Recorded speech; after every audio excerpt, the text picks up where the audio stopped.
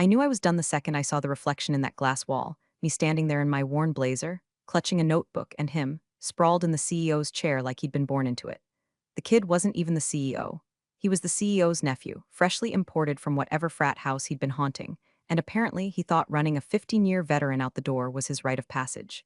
He didn't motion for me to sit. He just leaned back, crossed his arms, and smirked like a man about to deliver a line he'd been practicing in the mirror all morning. Be grateful for your last $3,800 paycheck, he said, dragging out the numbers like he was savoring the taste. It hit me in the gut, not because of the money, but because of the precision of the insult. $3,800, not $4,000, not even a rounded number. He wanted it small, deliberate, something that screamed, "You're not worth a full month's dignity." And he said it loud enough for the admin outside to hear. My 15 years of designs, late nights, and the kind of solutions that had kept the company afloat during two separate crises, all reduced to a sarcastic pat on the head. I didn't flinch, didn't give him the satisfaction of a reaction. Instead, I looked at the check like it was a coupon for free fries and slipped it into my folder. A nod. Thanks for letting me know, and I was already halfway out the door. By the way, small break here. I don't usually say this, but apparently 97% of people who listen to stories like this don't actually subscribe. Wild, right? If you're in that 97%, hit that button. Keeps the team caffeinated enough to dig up the good ones. I passed three coworkers on the way to my desk, each suddenly very interested in their screens. One pretended to cough into a coffee cup. Another started typing like he was trying to set a new world record. Nobody wanted to be associated with whatever execution just happened in the glass box. The nephew had that effect, smug confidence, that came from never having had to fix a single real problem in his life. At my desk, I opened the bottom drawer, pulled out the cardboard box I'd hoped I'd never need, and started filling it with my life's work in desk form. The framed photo of the founder shaking my hand after my first big patent approval. The mug my old team got me that said design which in crooked letters. The small stack of prototype sketches I'd kept, not because I needed them, but because they reminded me why I ever cared about this place. Through the corner of my eye, I saw him stroll past. "Tough break," he said, voice dripping with mock sympathy. "Nothing personal, just saving the company money." And then he winked, like we were in on the same joke. What he didn't know, and what I didn't bother to correct, was that the founder and I had made sure, years ago, that I'd never leave here empty-handed. Back when the company was still hungry, when it was just a dozen of us sweating through endless problem-solving sessions, the founder had leaned across his cluttered desk and said, if they ever try to cheapen you, they cheapen themselves out of business. Then he slid a piece of paper across to me. A clause. A strange, oddly specific clause that made me laugh at the time. Now, as I placed my sketchbooks in the box, that clause was burning a hole in my memory. I'd kept my own signed copy of the contract at home, tucked in a safe place, not because I thought I'd need it, but because the founder had once said, "One day you might." I taped the box shut, lifted it onto my hip, and walked through the office like I was just another Friday layoff. Nobody said a word. The air was thick with the kind of silence people make when they don't want to get caught looking. I didn't need them to say anything. I had the only words that mattered already etched in my head, the exact line that would flip this smug little firing into the most expensive mistake the nephew, and this company, would ever make. When I reached the elevator, I caught my own reflection again. Same blazer, same steady expression. But behind my eyes, a different story entirely. I wasn't walking out of here defeated. I was walking out holding a lit fuse. I moved through my desk like I was performing surgery, slow, deliberate, making sure every small thing I wanted came with me, and nothing I cared about got left behind for them to toss in the dumpster. The hum of the office felt wrong, louder in its silence. No one met my eyes. People I'd trained, mentored, defended in meetings, now glued to their monitors like their lives depended on whatever spreadsheet or email they were pretending to work on. It wasn't personal. They were just hoping they wouldn't be the next one called into the glass box. The nephew made his second appearance of the day, strolling past my cubicle with that same swagger that made you want to hit mute on his existence. He slowed just enough to rest his hand on the divider, leaning in like we were conspirators in some harmless prank. "Hey," he said, voice pitched low but not low enough. "Nothing against you, it's just, trimming the fat. Gotta save the company money." He said it like he was telling me we'd run out of cupcakes at the staff party. I didn't give him the glare he deserved. I just slipped the last of my notebooks into the box and sealed it shut with a strip of tape. His cologne, too much of something that cost more than his watch, lingered a second longer than he did. As he walked away, I caught him muttering to one of the sales guys, "Saved us a fortune today." I let the words sink in, not as an insult, but as a receipt. The smell of printer toner and burnt coffee was pulling me backward, not to today, but to 15 years ago. Back when the founder's office was a cramped, paper-stacked mess in the old building, before we'd moved downtown and started talking about market share and quarterly growth like we were Fortune 500. He'd been leaning over my shoulder, looking at the design that would eventually carry this company through two recessions. You realize, he'd said, tapping the blueprint, this is going to be the backbone of everything we make from here on out. I'd laughed, thinking he was just hyping me up. But he was dead serious. He called me into his office later that afternoon, sliding a mug of coffee across his desk, and said he wanted to tweak my contract. At first, I thought he meant more money. Instead, he pulled out a single sheet of paper with a clause so oddly specific, I thought it was a joke. This one's just for you, he said. You built this thing. If they ever try to cheapen you, they cheapen themselves out of business.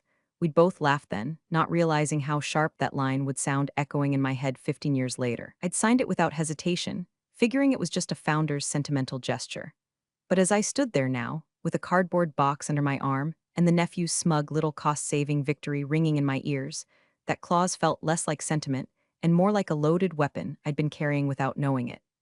I took one last look at my desk, the space where I'd solved problems at 2 a.m., where I'd sketched ideas on napkins that later turned into million-dollar products.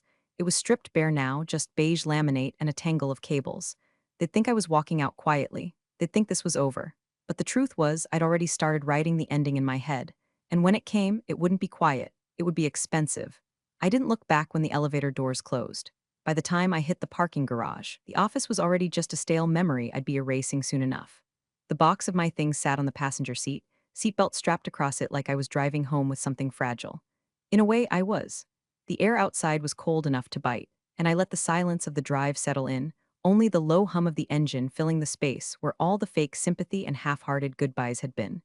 10 blocks from the office, I pulled into my bank's drive-through, slid the $3,800 check into the tube, and watched it disappear like it was already someone else's money. That was the last thing they'd ever pay me on their terms. The deposit slip was still warm in my hand when I pulled out my phone and scrolled to a number I hadn't used in years, but always kept close. My lawyer, my real lawyer, not some cut-rate one-size-fits-all firm. This was the man who'd reviewed my first patent application, the one the founder and I had toasted over a decade ago. He answered on the second ring, voice steady and familiar. Haven't heard from you in a while. What's going on? I didn't waste time. Do you remember the founder's clause? I asked. A pause. You mean that oddball one about compensation thresholds? Exactly. I'm reading it to you now. I reached into the box and slid my personal copy of the contract from between two old project binders. The paper was a little yellowed at the edges, but the ink was still bold, each word a time capsule from the day we'd signed it. I read it aloud, word for word. If, at any point during the term of this agreement, the employee's monthly base pay shall fall below $4,000, all patents, designs, and intellectual property authored by the employee and currently licensed to the company shall immediately and irrevocably revert to the employee's sole ownership. When I finished, there was nothing but silence on the line. Then I heard him exhale, slow, deliberate. They're about to regret this. It wasn't the words themselves, it was the way he said them. Measured, certain. The same tone he used years ago when he told me we had a watertight case against a competitor who'd tried to rip off my design. Back then, it was about protecting my work. Now, it was about owning their lifeblood. Send me a copy tonight, he said. Don't talk to anyone there. Don't post about it. Let them think you're gone. I'll start the paperwork. I agreed, and when the call ended, I just sat there in the driver's seat for a long moment, watching the world move on around me, people carrying takeout bags, a guy yelling into a Bluetooth headset, a teenager balancing a coffee on his skateboard. They had no idea that a mile away, company was still congratulating itself for saving $200 on my last paycheck, completely unaware they'd just sold me the keys to their kingdom for a discount. I slipped the contract back into its folder and set it gently on the seat beside me. It felt heavier than before, not like paper, but like leverage. The kind that could crack a boardroom wide open. This wasn't about a job anymore. This was about ownership, control, and I was already thinking about exactly how much it was going to cost them to get it back. By the time I got home, my lawyer had already emailed me a secure link to upload scans of the contract. I sat at my kitchen table with a mug of coffee, the kind of bitter, overbrewed sludge you drink when you're not after comfort, just fuel. Every page went into the scanner, my original signature, the founder's neat, slanted handwriting, and that one lethal paragraph sitting quietly in the middle of page 6 like an unexploded mine. 15 minutes later, the files were gone from my desktop, transferred to his encrypted archive. He called not long after. It's clean, he said. Everything's enforceable. We'll let the trigger activate automatically on the date. Don't contact anyone there. Don't hint at anything. Let them think they've won. The quieter you are, the deeper they'll sink before they see the trap. It was exactly the kind of advice I wanted to hear. I didn't need theatrics. I needed timing. The days that followed felt like watching a slow-motion car wreck, except I wasn't in the car anymore. The company's LinkedIn lit up with a polished post about successful cost-cutting measures and streamlining for future growth. The nephew's smiling face was front and center, quoted about making the hard decisions that keep us competitive. If he'd had the self-awareness of a potato, he might have noticed that cutting me loose wasn't going to save the ship, it was going to strip the engine out mid-ocean. But he didn't. He doubled down. I heard from a friend in accounting, one of the few still brave enough to text me, that he'd been spotted at a local bar, holding court like a war hero back from the front lines. He was bragging about slashing dead weight and freeing up cash for innovation, whatever that meant in his world.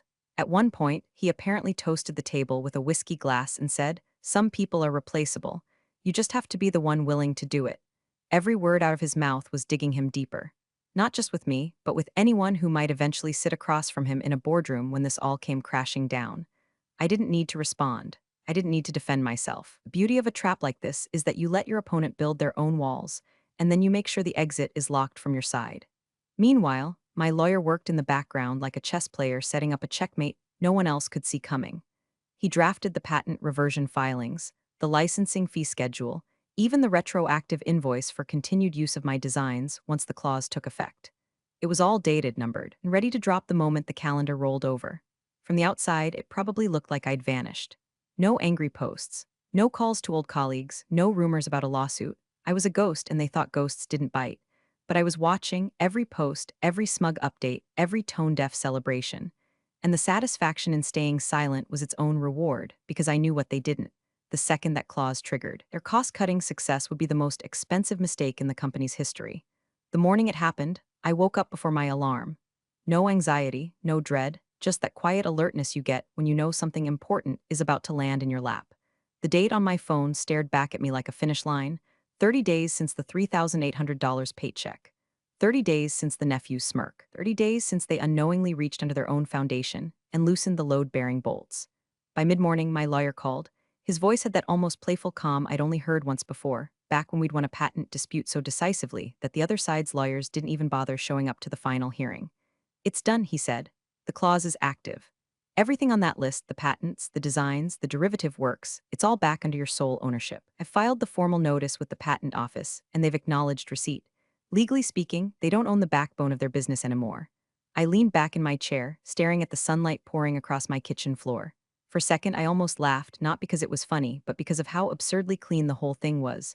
No screaming matches, no courtroom drama, just a quiet flip of the switch. My mind pulled me back to the founder's office years ago, and this whole thing was just a hypothetical. He'd been leaning back in his chair, tie loose, staring at the first working prototype of the product that would change the company forever. "You know," he'd said, "people get cheap when they get comfortable. They forget what got them here. If they ever try to cheapen you, they cheapen themselves out of business." At the time, I'd smiled, thinking it was just a nice sentiment, a loyalty thing, but he'd been dead serious. Even tapped the contract with his pen and said, "This clause isn't for now, it's for later. You'll know when later gets here." Later was here. I opened my email and there it was, a clean PDF from my lawyer, subject line, confirmation of reversion of rights. My name bold at the top of the ownership line. Their company's name, now absent from everything that mattered. It was so simple it almost didn't look real. But it was. Every cent they made from those products, from that moment on, passed through a toll booth with my name on it. The strange thing was, I didn't feel the rush I expected. No triumphant music swelled in my head. No cinematic montage of revenge, just a steady, grounded certainty. The real strike wasn't today. Today was about reclaiming what was mine. The strike would be when they realized how much it was going to cost them to keep breathing through the lungs I'd just taken back. I closed the email, picked up my coffee, and looked out the window at the street below. People going about their business, unaware that a mile away, an entire company had just lost control of the one thing keeping it alive. I had the power now, and I wasn't going to waste it on making them squirm too soon. That part I wanted to savor. The fax went out just after lunch, one page, crisp and merciless. My lawyer had condensed months of potential legal wrangling into a single, airtight document, licensing fee schedule effective immediately. The heading alone was enough to make a CFO sweat. Below it, in clean bullet points, the terms were laid out like bricks in a wall they couldn't climb over. Annual licensing fee for continued use of all reverted patents, 7 figures, due at the start of each fiscal year. Retroactive usage fees, calculated from the exact date of my last paycheck, yes, the $3,800 one, right up to the present moment. Penalty interest for late payment, enough to make the finance department consider selling office furniture on eBay. There was no legalese to hide behind. No wiggle room. Just math and the brutal reality that without paying me, they couldn't make or sell a single unit of their flagship product. The fax machine on their executive floor spat out the page with its usual mechanical indifference. The nephew happened to be the one to pick it up. A receptionist later told me he barely glanced at it before smirking and saying, "Oh, this is cute," like it was some prank letter from a disgruntled ex-employee. He folded it in half and tossed it onto the corner of his desk, where it sat for a full 40 minutes. 40 minutes in which he bragged on the phone about how clean the layoff had been. 40 minutes in which he believed the game was over.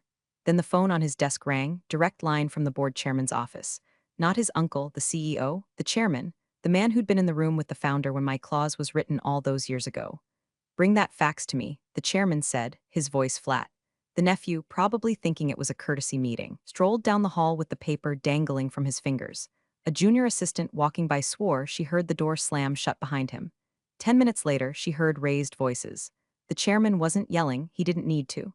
That's the kind of man who could gut you with a whisper. But the nephew's voice kept climbing in pitch, like someone trying to argue their way out of a locked trunk. Inside that room, the board's legal counsel had already verified what the fax said. The patents were mine. The usage fees were enforceable. And without those patents, the company's assembly lines might as well be a row of idle lawn chairs. When the door finally opened, the nephew didn't strut out like he'd gone in. He looked pale, his phone clutched in one hand, the fax in the other, creased now from being gripped too tightly. He didn't head back to his office. He went straight to his uncle's, and the two of them stayed in there with the blinds drawn for the rest of the afternoon. I didn't need to hear what was said. I already knew. The trap had sprung, and for the first time since he'd sat in that glass office and smirked at me, the nephew understood that this wasn't about a paycheck. It was about ownership, and he just realized it wasn't his. The panic didn't start loud, it started with silence. The kind you only get in a boardroom when everyone is staring at the same document and no one wants to be the first to admit what it means. My lawyer told me later that the board's general counsel had read the fax twice, lips moving before finally looking up and saying, "This is airtight." From there, the scramble began. The patents weren't disputed. They weren't temporarily in question. They were mine, locked in under my name, fully registered with the U.S. Patent Office, and retroactively protected from the exact date of my last paycheck. It wasn't a gray area, it was a shut door. The operations VP ran the numbers in real time. Without those patents, the production line would have to stop within the week. No production meant no shipments. No shipments meant breach of contract penalties from every major client on their roster. The CFO, a man who could usually spin bad news into at least a tolerable quarterly update, just sat there rubbing his temple. The first wave of calls from clients came within hours. A medical devices supplier wanted to clarify some rumors they'd heard about product delays. A European distributor asked if they should postpone their marketing launch. By mid-afternoon, a key government client, one whose contracts could make or break the fiscal year, demanded written assurance that delivery dates would be met. Legal couldn't give it to them. That's when the smell of real fear settled in. I knew all this not because I was there, but because the updates flowed to me like a quiet stream from the people still loyal enough to pass them along. One text from my old project manager simply read, "They're losing it. You'd love this." Another came from a sales lead, "Nephew's hiding in his office. CEO's not answering calls. Whole place is vibrating." I didn't rush to check the news feeds or LinkedIn updates. I didn't need to. My phone buzzed enough with screenshots of half-baked "we remain committed" statements they were trying to push out to clients. It was all theater, and I knew the truth. Without my signature on a licensing agreement, they were dead in the water. Sitting in my living room, coffee in hand, I watched a neighbor's kid wobble down the sidewalk on a new bike. Somewhere downtown, multi-million-dollar operation was unraveling thread by thread because one overconfident heir thought saving $200 on my paycheck was a victory. The satisfaction I felt wasn't hot. It wasn't that rush of revenge you see in movies. It was cold, precise, like holding a scalpel and knowing exactly where to make the cut. They were scrambling now, but the real conversation hadn't even started yet. That would come when they picked up the phone, not to issue a statement, but to beg for terms, and I already knew what those terms would cost. The first call came to my lawyer's office just after 9 the next morning. It wasn't the CEO, and it sure wasn't the nephew, it was the board's appointed negotiator, the kind of smooth talker they roll out when they want to look calm while their hair is on fire. He made a polite introduction, complimented my long-standing contributions to the company's growth, then slid into his real reason for calling. "We'd like to make this go away quickly. A lump sum wired today in exchange for full rights back to the company. We can have the paperwork ready in an hour." My lawyer didn't even need to ask me. "The licensing agreement stands," he told him. "It's non-negotiable. The terms have already been drafted and sent. If you'd like to proceed, the first year's payment is due in advance, along with retroactive fees." There was a pause, long enough that I imagined the negotiator pressing a finger to his temple. "The number you've proposed is substantial," he finally said. "It's designed to be," my lawyer replied and ended the call. That was their polite approach. The next one wasn't. Just after lunch, my phone rang from a number I recognized instantly. I let it go to voicemail, and sure enough, a text came seconds later. Pick up. This is important. I considered ignoring it, but the truth was, I wanted to hear him squirm. When I answered, the nephew jumped right in. No greeting, no pleasantries. Look, I know we've had our differences, but you're about to sink the entire company. People's jobs are on the line here. I let him talk, not because I cared, but because I wanted every last drop of his desperation on the record in my mind. He tried a half-hearted appeal to our shared history at the company, as if we'd ever been on the same team. Then came the guilt trip, how this would hurt employees, families, investors. Finally, I cut in. Do you remember the last thing you said to me in that glass office? Silence. I didn't give him time to answer. You told me to be grateful for my last $3,800 paycheck. I am, because without it, you and I wouldn't be having this conversation. He started to say something else, but I hung up. By that evening, my lawyer confirmed that the board understood exactly what they were facing. The licensing fees weren't just a hit. They were a recurring hemorrhage, millions every year, with penalties for late payment that could gut their operating budget. And it was all perfectly legal. The stakes weren't abstract anymore. This wasn't just about them writing me a check, it was about whether the nephew kept his cushy job, whether the CEO survived the next shareholder meeting, whether the company even made it to the end of the quarter without shuttering its core product line. They tried to play cheap. Now they were about to learn what expensive really looked like. The boardroom looked smaller than I remembered, though maybe it was just the way everyone inside seemed to be caving inward. The long, polished table was littered with untouched coffee cups, legal pads scribbled with numbers, and the faint smell of panic masked poorly by expensive cologne. The CEO sat at the head of the table, his tie loosened, eyes bloodshot. To his right, the nephew pale still, his usual smirk replaced by the thousand-yard stare of someone who'd finally realized the wolf was inside the house. I didn't sit right away.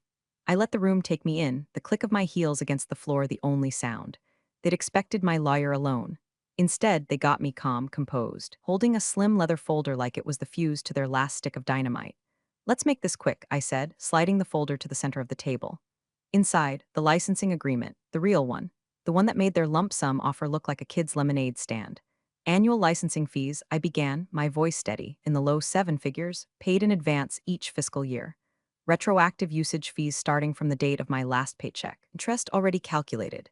Penalties for late payment as outlined in Section 4, and one final condition: all marketing materials, product packaging, and investor presentations will carry my name as sole patent owner. Permanently, a murmur went around the table. One of the older board members leaned forward. That last condition, non-negotiable, I cut in. You want the product, you want the patents, you acknowledge the source. My name is part of your brand now. Across from me, the CFO's pen tapped against the table, fast and nervous. This is a lot, he said quietly. I leaned back, unbothered. It's cheaper than shutting down your core business. The silence that followed was thick enough to chew. Finally, the chairman, stoic, unreadable, nodded once. Get the papers. It took less than 10 minutes for the assistants to return with printed copies. One by one, the board members signed, their pens scratching reluctantly across the paper. No one looked up at me. The nephew's signature was the last, his hand trembling just enough for me to notice. When the final page slid back across the table to me, I placed it neatly in my folder, stood, and offered the same small smile I'd worn the day he'd told me to be grateful for my last $3,800 paycheck. No speeches, no gloating.